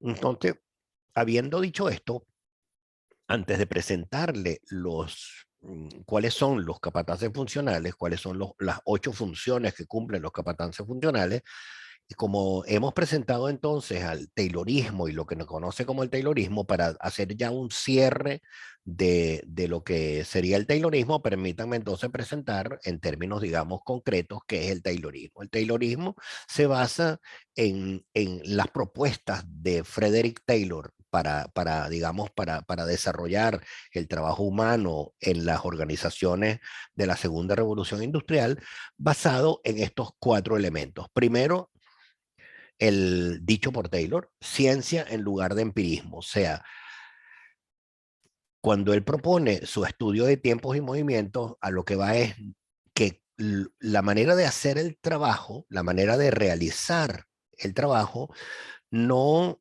está basada en un criterio de empirismo, o sea, así como decíamos en por estas calles, como vaya viniendo, vamos viendo, o sea, como vaya viniendo, vamos viendo cómo lo hacemos y cuánto nos tardamos.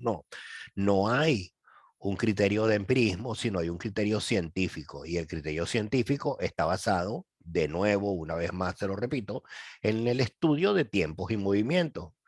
Un estudio científico para dividir el trabajo humano en fracciones de movimiento lo más pequeñas posibles y luego un estudio científico para asignarle tiempo o digamos para cronometrar cada una de esas pequeñas fracciones de trabajo. Por eso entonces es que uno de los, digamos, de los elementos del Taylorismo o de lo que propone Taylor es esto, pues la ciencia en lugar del empirismo. En segundo lugar, la cooperación en lugar del individualismo, porque necesariamente él con su trabajo, con su manera digamos, de organizar el trabajo, por supuesto, cada trabajador es un ente en sí mismo, porque como él llega a tal nivel mecánico de división del trabajo, como llega a tal nivel digamos, de, a ver, ¿cómo lo digo? De trabajo en términos de la repetición del trabajo, de la repetición mecánica del trabajo. Esa repetición lleva a un sentido finalmente de cooperación. ¿Por qué? Porque hay una persona que es otro obrero que está trabajando al lado mío, y hay otra persona que es otro obrero que está trabajando al otro lado mío, y si trabajamos, digamos, siguiendo la lógica de la cadena de producción, uno coopera con el otro coopera con el siguiente, y así en términos digamos, de agregación de trabajo, en lugar del trabajo individual que podía ser, por ejemplo, el trabajo individual que tenía el maestro artesano en el viejo taller artesanal, donde trabajaba él con él, y él decidía cuándo trabajar, y él decidía qué herramientas utilizar, y decidía qué hacía primero y qué hacía después. Una tercera, digamos, idea que fomenta el Taylorismo, la coherencia. Por supuesto, en lugar de desorden o en oposición o en contraposición a desorden, coherencia. Coherencia que, de nuevo, una vez más, está dada por el estudio de tiempos y movimientos. ¿Dónde están las herramientas? ¿Qué debe hacer el obrero para buscar un martillo? Cuando desocupa el martillo, ¿dónde debe dejar el obrero el martillo? Y cuando usa el martillo, ¿cómo debe entonces hacer el hecho de martillar? ¿Con qué fuerza? ¿Cuántas veces? Etcétera. De una manera coherente, en lugar de una manera desordenada o incoherente, como si ustedes la quieren llamar.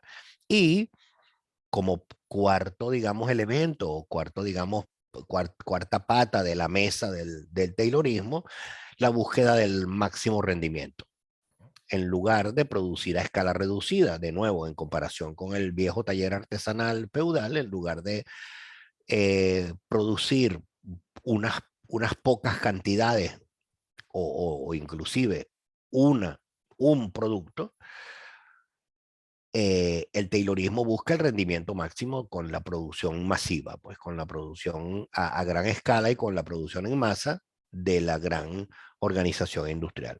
Entonces, habiendo presentado estos, digamos, estos elementos que caracterizan al Taylorismo, y que son, digamos, como les digo, lo que la literatura y la bibliografía que estudia Taylor propone, habiendo presentado esto, entonces ya para cerrar, para cerrar con Taylor, permítanme presentarle a los 8 capataces funcionales. Y los 8 capataces funcionales son estos. Fíjense, propone Taylor que cada obrero tenga 8 supervisores, o que cada obrero rinda a 8 supervisores. Entonces hay un supervisor que es el que le da las instrucciones, que es lo que tiene que hacer. Pero hay otro supervisor que es el que planifica la tarea, el que programa qué es lo que va a hacer, o qué va a hacer primero, qué va a hacer después. Pero cuando el obrero está trabajando, el obrero tiene que obedecer a quien le dio instrucciones, y tiene que obedecer a quien le programó la tarea. Entonces hay un tercer capataz que es el que verifica la obediencia, el que verifica la obediencia a estas instrucciones, y el que verifica la obediencia a esta programación. Voy por el cuarto. Hay un cuarto capataz que es el que se relaciona con el rendimiento y los pagos. Así como dijimos que había que fomentar el pago a destajo, porque eso llevaba a que los trabajadores quisieran trabajar más para ganar más, hay un capataz que está ocupado de medir el rendimiento de los trabajadores, para entonces, en función de su rendimiento, pagarle a destajo en función de lo que rindió, en función de lo que hizo.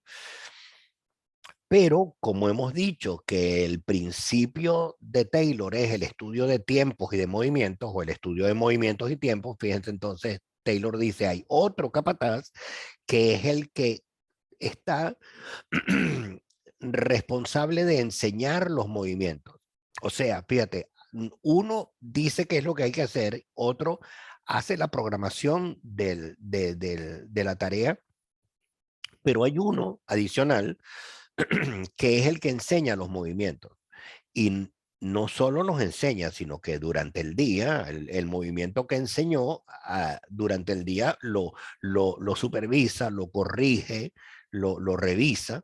Y así como hay alguien que hace la preocupación por el estudio de movimientos, hay otro capataz que está preocupado por el estudio de tiempos. Hay uno que está viendo que los movimientos que se realicen sean los que son. Y hay otro que está preocupado y que está midiendo que los movimientos se realicen en el tiempo cronometrado que debe ser. Hay uno adicional, ya voy por el 7, que es el que se preocupa por la secuencia y por el orden, porque todo esto que han visto antes, en términos de que el capataz de instrucciones o el obrero reciba una programación y que haya un tercero cuidando que el obrero obedezca, etcétera, etcétera, eso está además atado a que debe haber una secuencia, o sea, una serie de pasos en el trabajo o un orden, que el trabajo se vaya haciendo de manera ordenada, y hay un séptimo capataz que se ocupa de verificar esta secuencia o esta orden. Y hay un octavo, el último capataz, que es el capataz que está pendiente de que el obrero ajuste y repare la máquina. ¿Por qué? Porque cuando una máquina se daña, nadie viene a repararla. Cuando una máquina se daña, el propio operario de la máquina debe repararla. Pero entonces viene un capataz de reparaciones a verificar que la máquina que se dañó sea reparada y sea correctamente reparada por el obrero que la maneja. Entonces, así como así, entonces, vean, cada obrero tiene 8 supervisores por encima que le están revisando cada una de estas funciones distintas. eh, Técnicamente eso es una locura. O sea, si lo comentamos digamos, en lenguaje 2022, eso es una locura. O sea, normalmente hay un principio que ya veremos cuando veamos a Fayol. Hay un principio que es el de la unidad de mando. O sea, las personas en organización trabajan bien cuando tienen una persona que les coordina, tienen unidad de mando. O sea, hay una persona que te manda, no 8. Pero en todo caso, esta era la manera digamos, de Taylor de proponerlo. Y como les digo, si el Taylorismo era lo que era, en el momento de la segunda revolución industrial y en el momento del surgimiento y del auge de estas grandes organizaciones industriales modernas, esto era lo que era. O sea, esto era lo normal, era la manera de administrar el trabajo de los obreros, era con esto, con estos 8 capataces para cada digamos, 8 funciones para cada obrero. Entonces, presentados los 8 capataces funcionales, con esto entonces termino la presentación de Taylor, y simplemente para despedir a Taylor les presento su libro. Taylor publicó su libro, su obra central, que se llama Principios de Administración Científica. Este libro, como les digo, este es el que ustedes tienen en el módulo 7, tal cual. No tienen nada, como les dije, ningún resumen, ningún comentario, ninguna edición. Tienen el propio libro de Taylor, en español, obviamente. Este libro, de tal manera de que lean los principios de Taylor y lean las propuestas de Taylor y lean las reflexiones de Taylor de puño y letra del mismo Taylor. Este libro, entonces, que fue editado en 1911, 4 años antes de que se muriera Taylor, eh, es hablando digamos, del nombre de nuestra materia, de teorías de la organización. Este es el primer libro que teoriza la organización, o que digamos propone una teoría para entender a la organización o para entender el trabajo humano en la organización.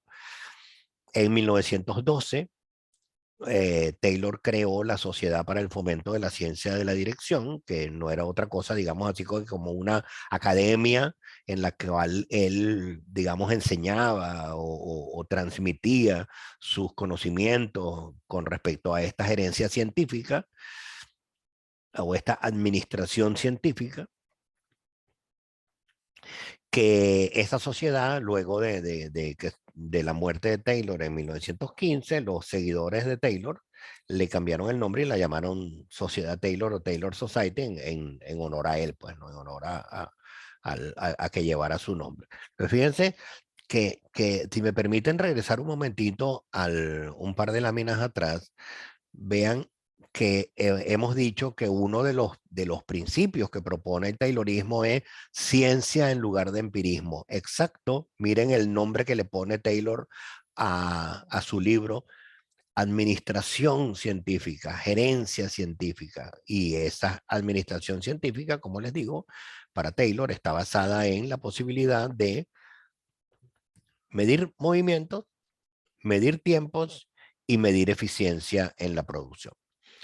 Entonces, dicho esto, terminamos la presentación de Taylor y solamente me quedaría, para terminar la clase, me quedaría una última presentación, una última laminita, que es la presentación en la que quiero hablarles del Fordismo. ¿Por qué? Porque cuando uno lee a Taylor o cuando uno comenta a Taylor o cuando uno, digamos, habla de los aportes de Taylor o de los aportes del Taylorismo, uno no puede hablar de Taylor sin necesariamente hablar de Ford. No puede uno referirse al Taylorismo sin hablar necesariamente del Fordismo. Solo que en esta clase, por supuesto, hay que dedicarle la clase al pionero, al primero, al padre, y el pionero, el padre fue Taylor. Por eso le dedicamos la clase a Taylor y que a partir de Taylor es que viene todo lo demás. Pero en todo caso, me despido con esta última lámina en la que les hablo del Fordismo. El Fordismo fue el sistema de producción en cadena que propuso Henry Ford, el fundador y el dueño de la fábrica de autos Ford, cuando en 1908, fíjense, en 1908, si sacan ustedes la cuenta, es 22 años después de la famosa charla de 1886 en la que Taylor presenta su, ¿cómo que se llama? Su ponencia central. O sea que cuando Henry Ford hace lo que hace y crea lo que crea, ya el Taylorismo está perfectamente arraigado. El Taylorismo como teoría de administración y como modelo de gestión y de administración está perfectamente arraigado en la, digamos, en la industria, en la organización industrial del momento. Bueno, Henry Ford funda, como le digo, la empresa de ensamblaje de autos Ford, que no era propiamente una empresa de ensamblaje, sino era un complejo industrial, como lo presentamos acá. Era un complejo industrial, ¿por qué? Porque Ford fabricaba muchas de las piezas. O sea, no solamente ensamblaba el auto, no solamente armaba el auto en su línea de ensamblaje, sino que, por ejemplo, en la planta de Detroit, él tenía su propia fábrica de acero. Él fabricaba el propio acero que iba a utilizar la planta de acero para crear los autos. Por eso decimos que no era necesariamente una planta de ensamblaje de vehículos, era un complejo industrial. Bueno, el mayor complejo industrial del mundo fue el de Henry Ford, el que creó Henry Ford en aquel momento. Y cuando él crea esta empresa, obviamente él la crea digamos, la inicia sobre las bases del Taylorismo, sobre la base de estudio de tiempo, sobre la base de estudio de movimientos, sobre la base de pago a destajo, sobre la base digamos, de 8 capataces que están supervisando el trabajo del hombre, pero con una pequeña diferencia. O sea, si nos preguntamos, ¿el Taylorismo y el Fordismo fueron diferentes? Sí, sí fueron diferentes, y la diferencia de Ford fue que él estandarizó los procesos productivos y los integró con la cadena de montaje. Cuando pensamos en Taylor, Taylor lo que hace es que divide el trabajo en movimientos muy, muy, muy pequeñamente fraccionados y los mide en tiempo. Ford hace eso, pero además lo integra con la cadena de montaje, porque Ford se inventa o propone la famosa cadena de ensamblaje, una cadena literal. Realmente era literalmente una cadena, o sea, en algún punto de la planta, eh, que podía ser o rodando sobre una carretilla o guindando de un gancho, supongamos que fuera guindando de un gancho, venía en una cadena de montaje guindando de un gancho el primer carapacho del carro, del auto, el chasis, y en la medida en que iba pasando por la cadena de montaje, diferentes obreros con trabajo estandarizado, con división del trabajo, con estudio de tiempos, con estudio de movimiento, o sea, full taylorista, pero estaba integrado a la cadena porque cada trabajador en su punto de la cadena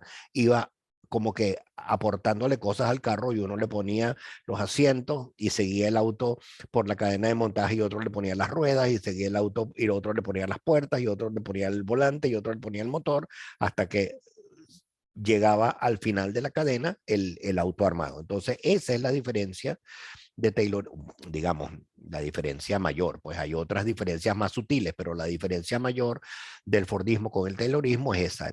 Ford se inspira en Taylor, usa el Taylorismo, implanta el Taylorismo, pero integrado con su cadena de producción, con su cadena de montaje. Y por supuesto, una cosa más la otra, o sea, Taylorismo más cadena de ensamblaje implicó una posibilidad de producir en masa a grandísima escala autos. Entonces se producían autos, pero por supuesto un solo tipo, el famoso Ford modelo T, ese famoso carro Ford, el negro con las ruedas que eran ruedas así de rines de madera, etcétera. El clásico Ford modelo T. Bueno, una producción especializada, cuando nos decimos aquí producción especializada, es que se especializaba en un producto. O sea, era, por ejemplo, si estaba produciendo Ford modelo T, producía en masa y a gran escala, pero solo Ford modelo T, de un solo modelo, de un solo color, con estandarizado totalmente. No es que salía uno gris y el siguiente azul, y salía uno con motor de tal capacidad y uno con no sé qué, y salía uno con maleta y uno sin maleta. No, todo un solo tipo de producto, pero absolutamente masivo, pues absolutamente masificado. Entonces, eh, con esto termino. Ahora sí, como les digo, entonces no había manera de hablar de Taylor sin por lo menos mencionar a Ford, al Fordismo, solo que del Fordismo solo presentamos esto, porque como les digo, el centro de la clase y el centro, digamos, de la teoría de la organización es Taylor. Entonces, dicho esto, permítanme terminar la clase proponiendo nuestra hoja de ruta, la hoja de ruta con la que quisiera terminar todas las clases, como para que vayamos viendo por dónde vamos. Esta es la hoja de ruta que presentamos en la primera clase, que vimos en la segunda clase y que ahora en esta cuarta clase ya estamos viendo cómo vamos avanzando. Estamos entonces desarrollando y estamos descubriendo cómo surge la organización clásica y estamos viendo cómo surge las primeras teorías comienzos del siglo XX, comienzos del siglo pasado, las primeras teorías de organización, y para ello entonces acabamos de ver a Taylor en un momento en que está surgiendo el industrialismo, está surgiendo la segunda revolución industrial, está surgiendo las grandes organizaciones del industrialismo basado en el sistema económico del capitalismo. Entonces,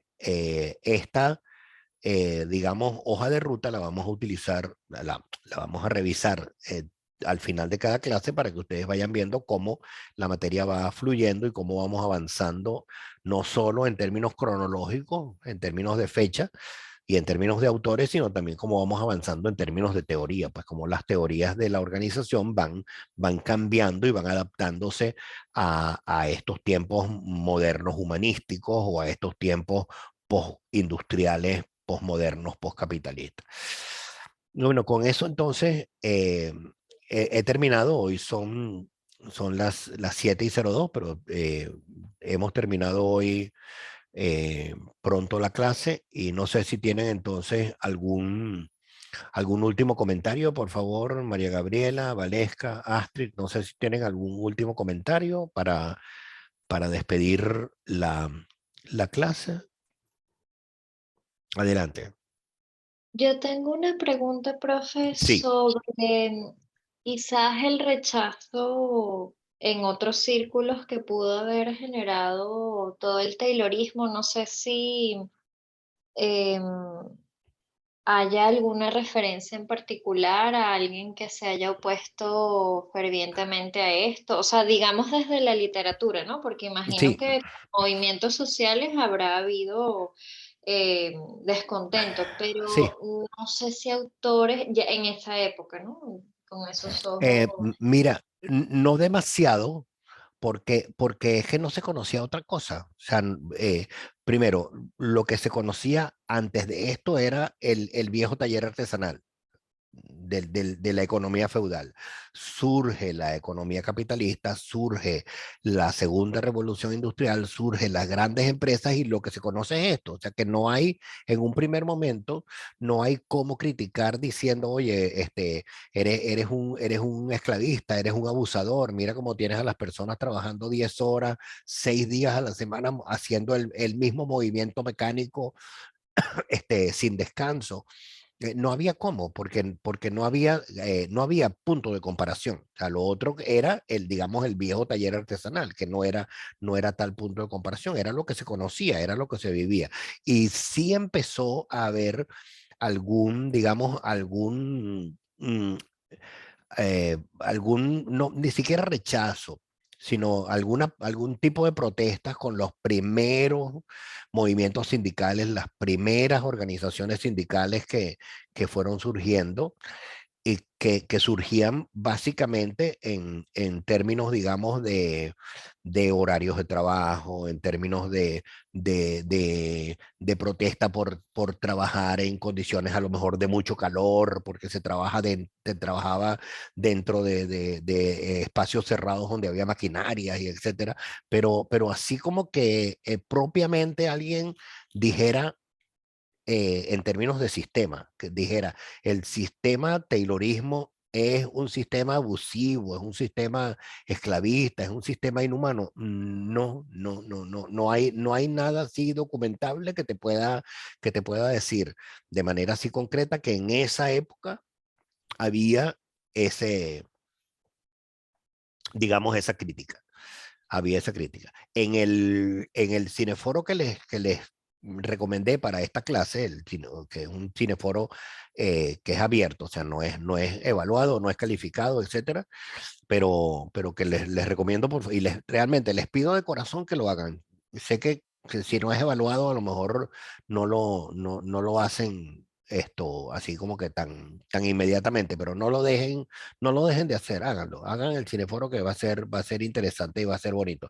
En el cineforo yo les pido que vean una película de Chaplin que se llama Tiempos Modernos, que es un clásico del cine mudo. Bueno, Chaplin hace de una u otra manera en su película, si la ven, hace a su manera y digamos desde su interpretación como cineasta, hace una crítica a este mundo industrial, pero es una crítica, a ver, una crítica metafórica, es una crítica en términos satíricos, en términos más bien chistosos de burla.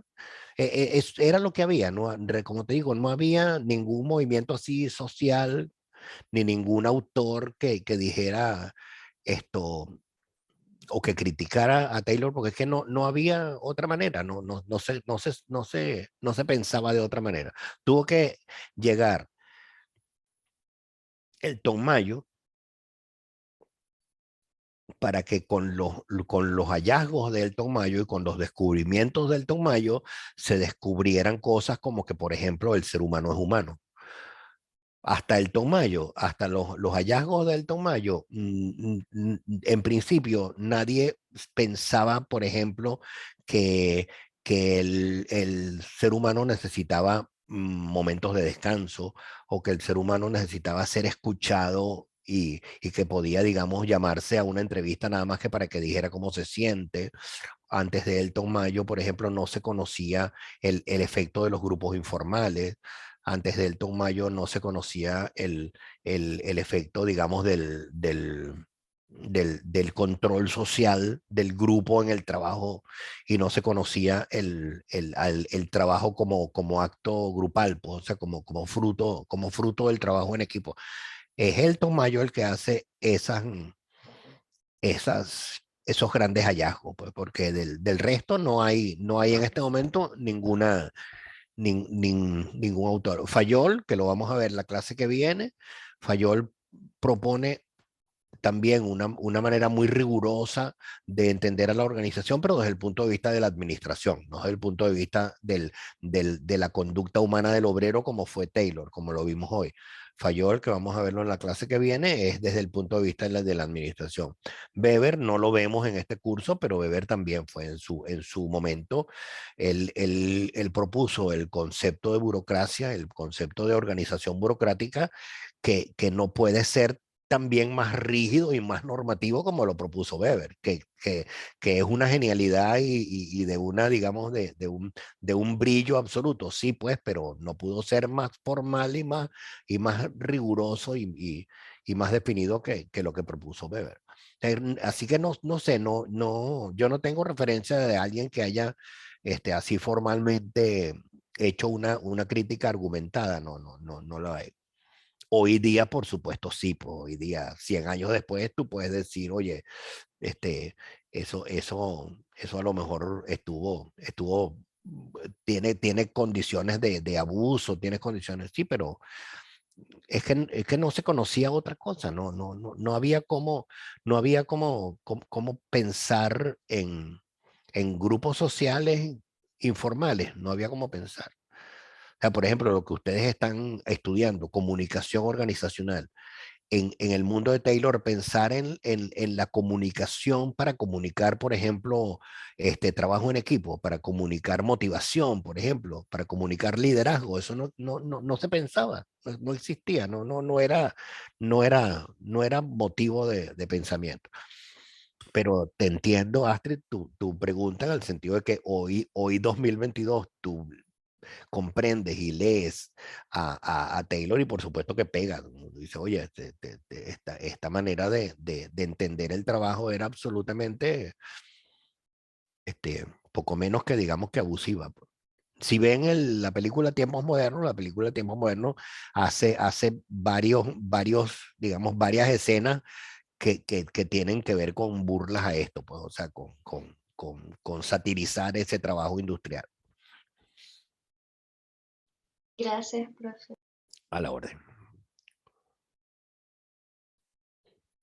¿Algún otro comentario o pregunta, María Gabriela Valesca? ¿Algún otro comentario? No, profe, por mi parte no. Yo ya había visto algo de Taylor en la carrera, en la Sí, administración lo ven, sí. pero por lo menos nunca había visto de su vida, ¿no? De su infancia, ni de esos primeros momentos. Claro, que es lo que yo decía al principio. O sea, si entendemos el Taylorismo, bueno, lo entendemos. Pues Taylor propuso esto y esto y esto, pero cuando tú entiendes al ser de carne y hueso y entiendes cómo era Taylor de muchacho, cómo era Taylor de joven, cómo era Taylor en su trabajo, bueno, tú entiendes, Taylor, siendo como era, no pudo haber hecho otra cosa, sino que lo que hizo, pues, ver a sus compañeros trabajando y buscar la manera más eficiente de que trabajaran, y lo que se le ocurrió fue eso, dividir movimientos y cronometrarlos, ¿ya? Y le resultó porque le aumentó la productividad y pudo con eso controlar la eficiencia, ya, pues, y lo propone en una conferencia nacional en frente de no sé cuántos ingenieros, ya se convirtió en la manera de gerenciar las organizaciones industriales para la época. Exacto, muy Sí, sí, interesante. sí, sí, súper, súper. Visto desde esa manera, pues, ¿no? Entendido desde el punto de vista personal, humano de Taylor, pues, ¿no? Sí. Y que es como digo en términos de lo que preguntaba hace un minuto Astrid, no se entendía de otra manera, no se comprendía de otra manera, no había una manera de pensar distinto. Era la manera de pensar. Y si lo que se quería en aquel momento era eficiencia, producción, producción, eficiencia, eficiencia, producción, ahí la tienes, ahí la tienes, ahí la tienes. Que era que era, digamos, en efecto lo que se presentaba pues en el momento. Bueno, entonces si no hay más preguntas, más dudas, más comentarios, son las 7:13. Entonces por hoy podemos dejar la clase hasta acá. Como le estaba comentando a Astrid, las clases están siendo grabadas, están grabadas en la nube de Zoom y yo les puedo pasar a ustedes los vínculos, los links para que la vean desde la nube de Zoom. Pero no es medio fastidioso, o sea, meterse en la nube de Zoom y no sé cuánto. Entonces las estoy bajando y las estoy montando en mi canal de YouTube porque con YouTube es mucho más fácil. Con YouTube la pueden ver en bueno, viendo YouTube, pues, ¿no? Entonces, pero denme un chancecito que me está costando un poco hacerlo. Este, pero van a estar montadas y cuando estén montadas ya entonces les aviso para que las puedan ver. Bien. Y entonces, como como les decía también al inicio de la clase, por favor, no olviden que tenemos entonces está corriendo el primer foro de discusión y no se olviden que tenemos también el foro del cineforo de Taylor con la película de Chaplin. No dejen de hacerlo, no dejen de hacerlo. Bien, Buenísimo, gracias, profe. bueno, Gracias, profe. entonces nos vemos el jueves que viene y cualquier cosa, bueno, si alguna pregunta, alguna duda, algún comentario, estoy siempre a la orden. El canal más directo es el buzón de entrada de módulo 7, que ahí tengo todo a la orden, pues. Bien, bueno, entonces nos despedimos y nos vemos el jueves que viene. Gracias, profe. Bueno, Chao. nos vemos, chao.